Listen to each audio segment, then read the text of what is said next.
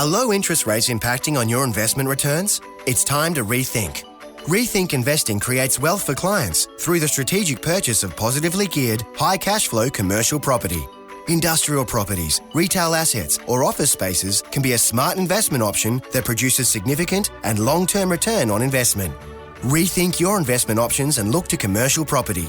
Learn more at rethinkinvesting.com.au. Rethink Investing, Australia's #1 commercial buyers agency. Welcome to the Smart Property Investment Show, the podcast by investors for investors. Well, good everyone. How you going? Phil Tarrant here, host of the Smart Property Investment Show. It's this time again. It's a property update where we have a look at the smart property investment portfolio, where we're at, where we're going, where we're headed. Now, you would know, if you've been tuning in for a little while, that we've had some challenges with a couple of our properties in our portfolio. One of them in particular up on the central coast of New South Wales, mainly a big debate whether or not it needed the new roof. And the conclusion is that it does need one. And I'm up here on the central coast recording out of our mobile studio at Mingara-based, which is a club, big club up on the central coast. And we'll have a chat about that itself, the way this area is changing on site this morning with the crew from roofingcentral.com.au who are installing this new roof. Joining me on site was Steve Waters, the buyer's agent that we've used to secure this property from the Right Property Group back in 2012. He's joining me in the mobile studio at Mingara's club. Steve, how you going? I'm going well, mate. It's just bringing back memories. It's 2012. 2012, we're up here. We purchased the property in Berkeley Vale. We did a big piece on it for smartpropertyinvestment.com.au, so go and have a look at it. There's heaps of photos and we broke it right down. We did pretty well out of it by memory. We'll go through with that today. But Steve, let's have a chat about the Central Coast quickly. Like, this is a pretty fancy club. It is. It's they've put a lot of money into the area. I mean, this has been here for quite some time, but ever since, I'm going to call it the federal election, it's gained momentum in terms of the area, and COVID, for all it's worth, I think it's made the area discoverable. Well, everybody's discovered it. Everybody kind of knew about it, but it's certainly channeled a lot of populace into the region, and we've seen that with price growth. We've seen that with an extremely low vacancy rate, sub 1%. And as a result of that, we've had the growth in terms of price and cash flow, but the area is now recognised, and we're seeing a definite shift throughout the whole region. Yeah, and I haven't been up here for a little while, and it was good to come up and check out this property of ours at Berkeley Vale, which is for those of you who aren't familiar with it, it's on the main road, on Wyong Road actually, which has got a lot of roundabouts on it. But 3 bedrooms, sort of a high set, 3 bedrooms upstairs, and then downstairs is like an independent self-contained studio is what we'll call it, which has its own access, and it's even got its own little garden and stuff there now, which is pretty interesting. So we'll go into that in a moment. But driving up here, and it's the first time I've been here for probably 3 years, right? The North Connects Freeway, so straight down the M2, Lane Cove Tunnel, M2, North Connects, straight onto the M1 freeway. Mate, I was up here in less than an hour. You could commute that. Yeah, it's always been, the North Connects has been one of those major projects which was always going to make a difference to a lot of areas, but in relevance to here, it's probably shaved easy half an hour off someone's trip that if they were to reside up on the Central Coast and then work in the city or the CBD, the Sydney region, it's made a massive difference in that travelling time. And as a result of that, once again, I think people are now more in tune with what the Central Coast and even further north, those regions offer. Yeah. And look, I like the Central Coast, always have done. We identified this through your support, obviously, back in 2012 as a place to invest in. We've done well out of this particular property. But, whether I could, and I'm thinking about what is the driver of capital growth in property for property investors. Now, if this is a sea change, it is a sea change location for many Sydney-siders, escaping the hustle and bustle of the big smoke and making their way up to the Central Coast. What a lot of people fail or forget is that the Central Coast is a pretty big area from the south of Central Coast, which I'd say is sort of Gosford, Terrigal, Avoca, McMaster's Beach Way, to the north of the Central Coast, which is just knocking on the door of Newcastle. It's a long way. It's a good hour and a bit travel, right? Longer, an hour and a half to get from top to tail. So, a catch-all of a Central Coast is a big area. So we've got to have a chat about that quickly. It is. You can go to that northern part of the Central Coast, if that makes any sense. Like Swansea. Probably even further north. And, if we were to tie people in saying, well, they're going to commute every day to work within Sydney, that might be a bit of an ask. However, because of COVID now and the work from home, and even as that rolls out or matures into potentially a hybrid version of work from home, then these areas become very, very desirable because of that lifestyle, affordability, coastal, bang for your buck, every other acronym you could think of, but it's still people could travel daily at a push, but they could certainly do it 3-4 times a week. Yeah, you could manage 2-3 times a week quite easily. Because you've got rail as well. Rail and freeway. Rail is great. Like, we're not too far from Wyong here, and Wyong's a bit of a central hub for catching a train to the city. I think you can get from Wyong to Central in about an hour and a half. It's manageable. If you've got your Netflix and your Amazon Prime, you can manage the commute, right? Well, have laptop will work. It's people are quite productive sitting on the train, but this area and other areas like it throughout the whole of the country are feeling the lift in terms of value. But this particular area of Central Coast, or the Central Coast, there's only certain times within a cycle that we have the ability where the numbers work for us to re-enter. So this particular property was back in 2012. That was our moment in time to enter the market, and we did. And we've seen tremendous growth, but we also re-entered this market because the numbers worked probably just after the federal election and all the way up through till recently, because I'm going to say we've had somewhere in the vicinity of 20, 25, maybe even a little bit better growth over the last 12 months. Yeah. And we'll get into the specifics of this particular property in a moment, but is it too late if have you missed the Central Coast run? If you can find yourself a place up here, good luck that they're sort of selling like hotcakes. But is it too late? Or do you think the sort of the long term or the tail of the COVID phenomenon, which is going to drive sea change capabilities and work from home capabilities? And by the way, it's its own little economy up here anyway. You can live and spend your whole life on a Central Coast. There's plenty of jobs up here. Absolutely. It is its own economy. And it's also close enough to the Sydney region, even the Hunter region as well. So it's kind of a 3 economy effect. But have we seen the top of the market here? I think this market, as with many others throughout Australia, and let's just talk the Sydney region as an example, I believe we've seen peak rate of growth. We'll start to see a more shallow rate of growth. The growth will still be there, but just not the 9% per quarter growth. And we don't want it to be fair either. We want more sustainable growth patterns rather than very lumpy, because what goes up quickly needs to contract and get somewhere back to its averages.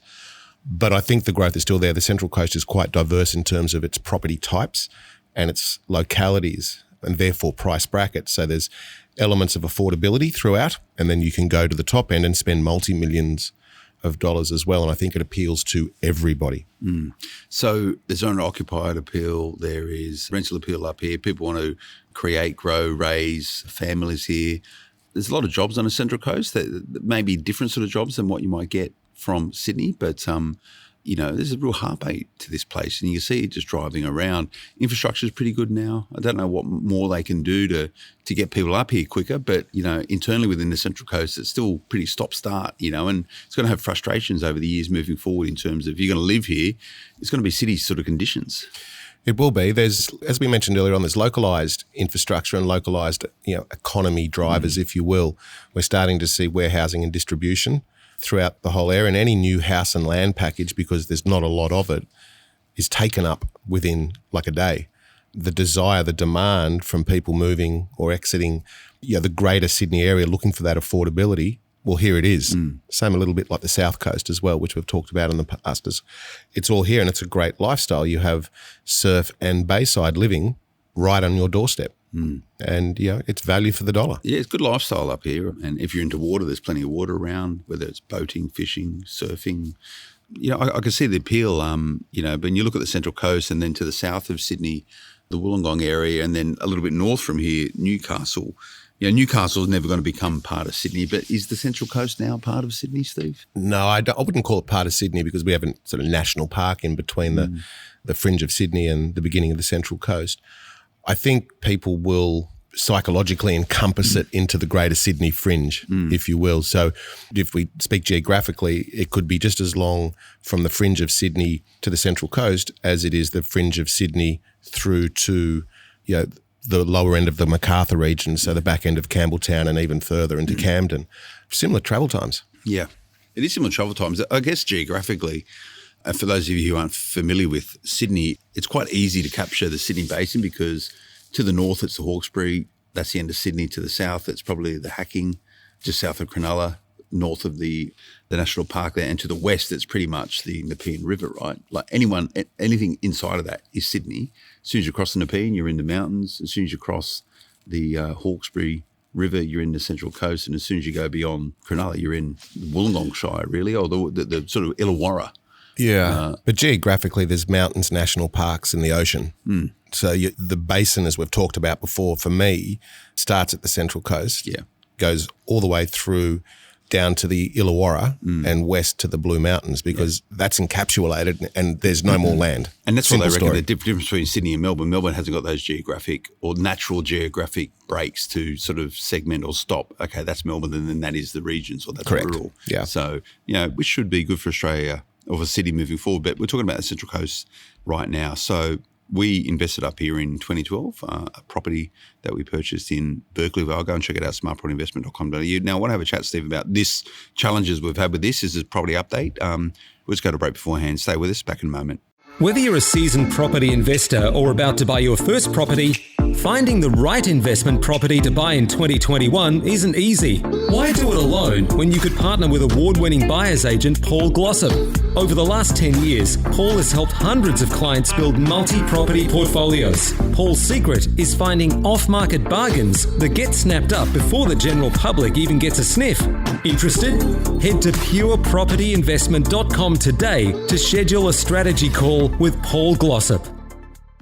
Welcome back, everyone. Phil Tarrant, host of the Smart Property Investment Show, with Steve Waters, director at Right Property Group, chatting about our investment property up on the Central Coast of New South Wales, Berkeley Vale. Bought it in 2012, Steve. We've just been on site with the crew from roofingcentral.com.au. Paul, who heads the crew there, we had a good chat with him. I got a pretty good lesson in roofing. Yeah, you just passed your first year apprenticeship. I did. I think he was ready to employ me straight away. But I've learned all the jargon now, and I think in theory now how to put a roof on, but whether or not I could actually do that. Yeah, I think that might be a stretch, mate. But it was good to do it. Now, why were we putting a new roof on, Steve? Because it was a reluctant decision for me, and it was a bit of an ongoing saga whether or not it had to be done. But the recommendation was for long-term maintenance and to remove any potential repairs into the future.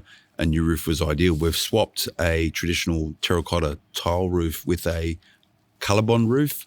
It looks pretty good, what they've done so far, but, it's one of those things where is it adding any value to the property by putting a new roof on it? Yeah, well, if we sort of rewind the conversation a little bit as to the reasons why, this property back in 2012 was cosmetically challenged to begin with. And, we did a renovation internally and a little bit externally as well around some decking and other components, but the roof was never thought of. Pest and building was all fine, but as with most components within a building, everything has a shelf life before there is maintenance that is going to be needed. And in this particular case, it was leaking into the roof cavity, therefore through to the roof ceiling, and starting to drip through the ceiling. Now, whether it was from the gutters, the eaves, broken tiles, and so on, it probably all added up to a point where we could say, well, you know what, let's do a full roof restoration and probably spend $5,000-$7,000. Or band-aiding up what's already there, or just stripping it back and putting a brand new Colorbond roof on, which is now set and forget for the next 30, 40 years.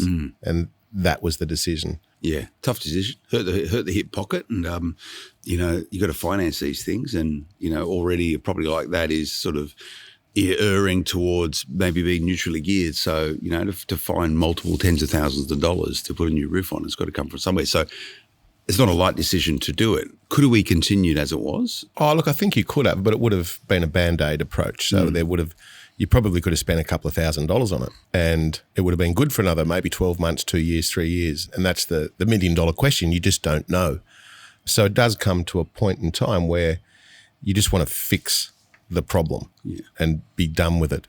But you mentioned a really interesting point. It's, it does cost a lot of money clearly, and it's not money in the loan amount as such. Like that's pure capital or cash or redraw, wherever it came from, but it's a lump sum payment which isn't financed, by the weekly rent or whatever it may be, or the interest rate.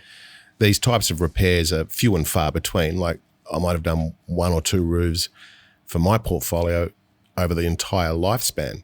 You just happen to be really lucky, and do one now. Well, it's been I haven't necessarily liked the lesson, but it's been a good lesson that I've learned from, right? And it's good to see how it all comes together and, facilitating something like this and all the considerations around it. There is some damage inside the property as a result of a leaking roof. So once the new roof is on, I've got to sort of reset some plasterboard and some cornices in the kitchen, right? And, I could put a Band-Aid solution on it and keep doing that and doing that and doing that, getting frustrated with it, or just do it right once. Yeah, well, it's but now... a cheapsake pays twice, right? Yeah. Buy cheap, buy twice. Buy cheap, buy twice. Yeah, and look, it would have always had that problem. There's the ceiling would always need repairing. So if you got the ability, do it and get it out of the way. But it's also on the flip side of expenditure in terms of growth. It's done its job. Yeah. And even if we were to roll the circa $10,000 in to the capital cost, just theoretically, we're still sitting very well. Yeah, and we'll go through numbers on the website, smartpropertyinvestment.com today. It's sort of around $20,000 to get the roof done. And it's a good job. It's using good builders, licensed builders, safe builders, insured builders, all this important stuff.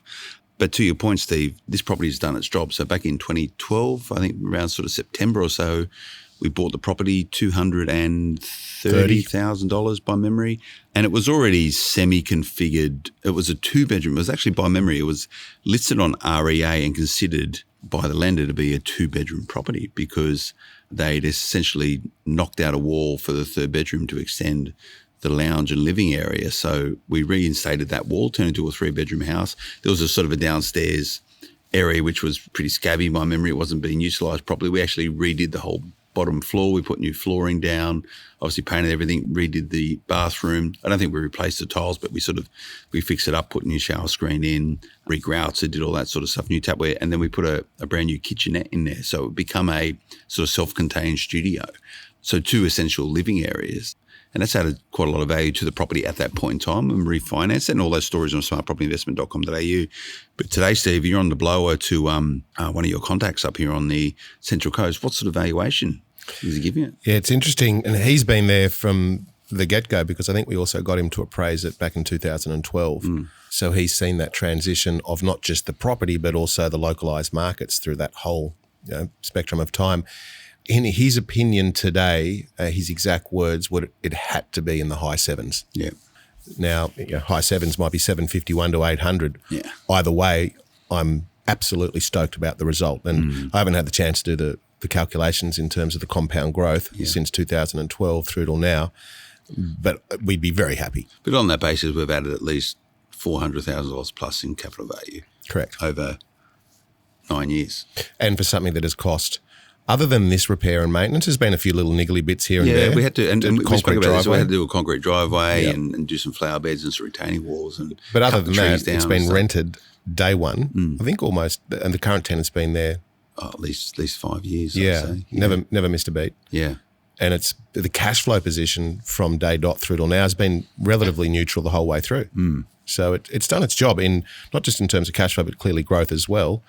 And I would even suggest that other than this scenario, it hasn't been a headache. No, it hasn't been too much of a headache. I remember back when we, whether or not because I think the driveway cost us nearing $10,000 to actually rip it all. So it was an old bitumen driveway. They had to rip it all up, retain some of the challenges, rip out a tree, rip up the flower beds, retain it all with some retaining walls, and lay a new concrete slab. I remember that being a bit of a hassle as well. Well, it was a hassle because you had to pay for it. Yeah. That's about it. But even the driveway at that point in time, or that concrete slab / driveway, for me, that was a value add anyway. It instantly added appeal to the property cosmetically. The roof, unfortunately, won't. No one's going to stand on the footpath or a prospective buyer or tenant and say, wow, look at the new roof. This is just a necessary component as opposed to a value add component. Yeah, and you got to do these things some days. The trials and tribulations of a property investor is not all, beer and Skittles. But, look, I've enjoyed coming back up, reconnect with a property. And the question now is that what do we do with it? And we'll get into that. We'll just go to a break beforehand, back in a moment. Are low interest rates impacting on your investment returns? It's time to rethink. Rethink Investing creates wealth for clients through the strategic purchase of positively geared, high cash flow commercial property. Industrial properties, retail assets, or office spaces can be a smart investment option that produces significant and long-term return on investment. Rethink your investment options and look to commercial property. Learn more at rethinkinvesting.com.au. Rethink Investing, Australia's #1 commercial buyers agency. Welcome back, everyone. Phil Tarrant, host of the Smart Property Investment Show, with Steve Waters, Director of Right Property Group, chatting about our on-site visit today to our property in Berkeleyville. New roof going on, being helped out there by the guys, the crew from roofingcentral.com.au. Paul and the boys, they're on there now. They've got half the tiles ripped up. So they rip the tiles up and they put the sheeting down. They don't rip all the tiles up and put half the sheeting down and then put a tarp over it. They make sure it's waterproof overnight, right? Yeah. So, it's a smart thing to do. Well, yeah, it is something so simple. Yeah. But clearly they do it every day. That's what they do for a living. And they want to be as effective as possible, and just all those little tricks of the trade, of which you learn a few today as well. Yeah, I did, and I'm sort of quite curious about that. Like I'm probably annoyed Paul a bit, going, why are you doing that? Why are you doing that? Why are you doing that? Like just little things where kicking up the edges of the sheets. Like the sheets so it stops water blowing up into the roof capping. Like that made a lot of sense to me. You know what, I'm an advocate of learning as much as you can about that sort of stuff, so that if you were ever to have to get a roof quote again in, wherever, Melbourne or Queensland or wherever else where Paul's not there, and you get Mr. or Mrs. Smith to quote, you now know what you're looking for. Yeah. And you can have a basic understanding, as well as myself, of, don't rip me. Well, the thing is that if whether it's a roof or any type of supplier or service you're getting for your investment property, if you sound like you know what you're talking about, it's a world of difference. It's a world of difference. If I just call them and go, oh, hi, I need a new roof, they're going to go, okay, here you go, it's $50,000. It's something as simple as even just talking that specific tradesman's language, for that trade. Just like there is in real estate. Yeah, real estate agents have their own language, if you will, with phrases and terms. And when you can speak that way, instantly the person on the other end of the conversation says, oh, this person has a clue. Yeah. They understand what's going on, so maybe we need to approach this conversation different, whether it be a negotiation or a fact check on a quote. And that's not saying every tradie is going to ratchet up the price, but if you can actually talk about capping and bars plates and what sort of insulation you're using and stuff, you're just using the language so you know the products that make up the work that needs to be done. It means you can have a more informed conversation, and that therefore gives you capacity to negotiate. Well, and it's your money. Yeah. So you might want to take a vested interest in it. Probably. Yeah. It's pretty important. But so once we've done the new roof, and that's the outside of it, and then the ceiling, which is on the inside, once that's done, we're by and large set with that property. There shouldn't be anything too more. We had to put a new roller door on it recently. I think there was the original roller door on it from when it was built, probably back in the 70s. That wasn't too much, man. There's about $800 or $900, I think, for the roller door. Just a normal sort of good old fashioned. You pull it up, pull it down. There's none of that electric fangled angle stuff. But what do we do with it now? Do we just leave it and let it run for another 10 years? Well, I think it's part of the plan. It's part of the strategy, which is always evolving. It's done its job. It'll continue to do its job, just not in a lumpy fashion. It'll just be a linear growth, or the trajectory will be up. That's what you want. It's getting a good income. It's now something that hopefully will start to leave us alone in terms of those little niggly bits of repairs and maintenance. But having said that, if you invest in property and you think that it's set and forget and that you're never going to have a season of repairs and maintenance, it's the wrong asset class for true. you. You will have times where it would seem that every single one of your properties is just on a monthly basis requiring repairs and maintenance. Which feels like right now. Yeah, it is. We all go through that. Yeah.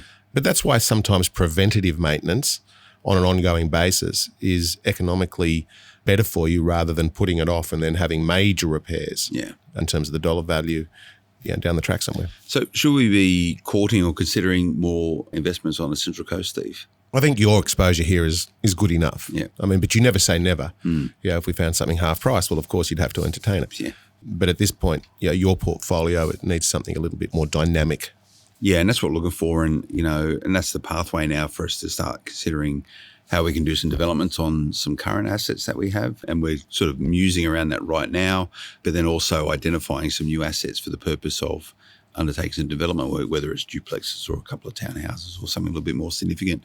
We're chatting now around some areas in Sydney, which we quite like, but whether or not now's the right time.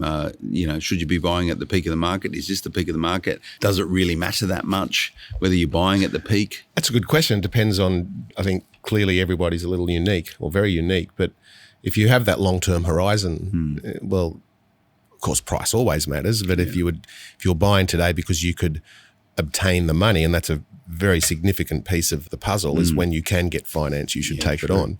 Well, then over the 20 years, it's going to be okay. I think perhaps the question is more around, is there enough choice that suits your situation? And I'm being very general, of course, but even in SPI's portfolio, would there be opportunity to purchase something and develop straight away? No, but it's more about purchasing something that can be developed in the future, just like we have over the last 12 years. Yeah, and there's a couple of them in the portfolio now, which we're looking at, and we'll get into that next time we get together for Property Update. Now, Steve, this is a bit of an interim chat for us to have. Last time we got together, we went through the sort of capital position of the Smart Property Investment portfolio. We need to get to a P&L level. We're going to have that discussion on Property Update in the next month or so. All in all, you happy you made the trip up the Central Coast today? You feel like you've learned something? Well, I learn something every day. It's good to be back up here. It's probably been in 12 months since I've been up here. I mean, the team's always up here, but sometimes you need to get physically on the ground so that your finger is on the pulse of and the tempo of the market. We can only look at Google Maps so much and look at realestate.com.au to get a feel for market. You actually got to get out there and have a look around. And, where we are right now in this area where this Mingara is the name of the club, there is all the 5 important food groups are here. There's Subway, Burger King, McDonald's, the Colonel is up here. And there was one other one as well. What was that? Domino's. Yeah. All within You're just missing the bottle shop. Yeah. Porto. Porto's. Porto's there as well. So it's all here, mate. And on site with Mingara. There's a club here. This is, you could spend your life just at this place. I think a lot of people do. What would be really interesting is if you could fact check, maybe is a way to explain it, way back in 2012, and if you could take a photo in your mind of the localised area, then do the same today, and then do the same in another 12 years. It'll be very different again. Oh, hugely different. As I mentioned earlier on in the conversation, just that transition from Sydney siders into the Central Coast area. Yeah.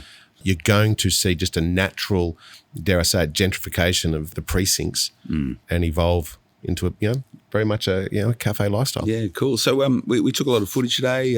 We had a chat with Paul. Man, you had a good chat on site. So make sure you go and check out smartpropertyinvestment.com.au. Lots of pictures around the new roof. Any questions at all, make sure you get in touch. I'm happy to chat anything roofing these days. And Paul over there at roofingcentral.com.au is more than happy to answer some questions if you're going through the pathway right now of getting a new roof, particularly on the Central Coast. But just to learn from that, smartpropertyinvestment.com.au. Steve will get back on, do property update again. I think we need to look at here's the question for you to close with. We went through the process of determining the value or doing a valuation on the portfolio a couple of months ago. Like, do you keep doing it every month in this market, or you just let it be? I think you let it be. I mean, once you start to micro-measure the performance of the portfolio in terms of its value, it's like pressing refresh on your stock exchange app. Yeah. And it's probably not the wisest way to look at your portfolio. Yeah, okay. Noted. Smartpropertyinvestment.com.au. Please remember, a quick favour for me, if you like what we're doing on Smart Property Investment Show, the guys and girls get a real kick out of those reviews. So if you don't mind, you can leave us a review wherever you're listening to this, whichever podcast player, whether it's the iTunes or whatever. Really easy to do. You just sort of leave a review and give us 5 stars if you think that's what we're doing. The more we get of these things, the bigger the community becomes. And hopefully the end objective is more informed property investors. Social media, Smart Property HQ, if that's how you like to get your information. We'll be back again next time. Until then, bye-bye. The information featured in this podcast is general in nature and does not take into consideration your financial situation or individual needs and should not be relied upon. Before making any investment, insurance, tax, property or financial planning decision, you should consult a licensed professional who can advise whether your decision is appropriate for you. Guests appearing on this podcast may have a commercial relationship with the companies mentioned. What would your life be like without education? So They Can knows that education is key to breaking the poverty cycle. Yet sub-Saharan Africa has the highest rates of education exclusion in the world. COVID-19 has only exacerbated that, with estimates indicating that girls in particular are 16% less likely to return to school.